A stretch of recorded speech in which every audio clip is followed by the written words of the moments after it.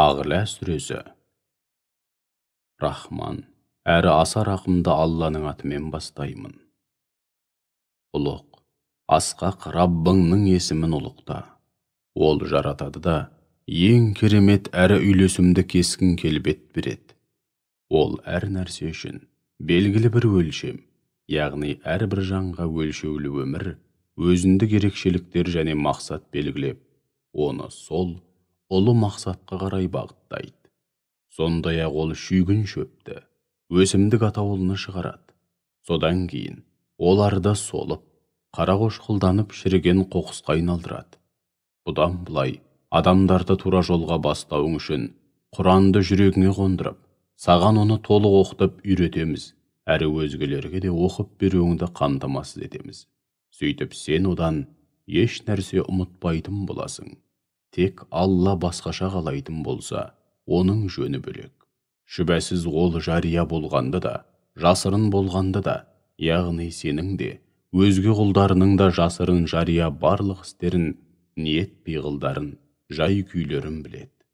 Біз сенің қай мәселеде болмасын мақсатыңа оңай жетуің үшін жолыңды жеңілдетеміз. Олай болса, сен үгіт насихат пен ескерту пайдалы болатын әр жағдайда насихат айт, ескерт. Аллаға тағзым ететін жан насихат пен ескертулерді тиісінше ескереді. Ал сормаңдай бейбақ болса, одан іргесін аулақ салып қашады. Ол ең үлкен отқа, жалынатқан жаһаннамның ең ыстық жеріне кіріп, шыжғырлатын бейбақ. Ол онда қанша азап шексе де, әсте өлмейді, рахат өмірде сүрмейді. Ал күпірліктен, Аллаға серік қосудан, күнә атаулыдан, дүние құмарлықтан арылған, шүбәсіз азаптан құтылып, мұратына жетеді.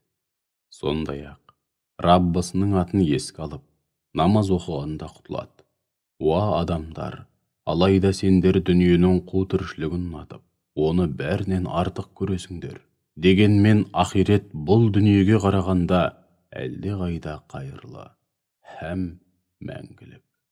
Әлбетте, бұл ақиқаттар бұрынғы иләһи нұсқаулар мен насихаттар жазылған парақтарда да бар еді. Ибраһимге және Мұсаға берілген парақтарда да бар еді.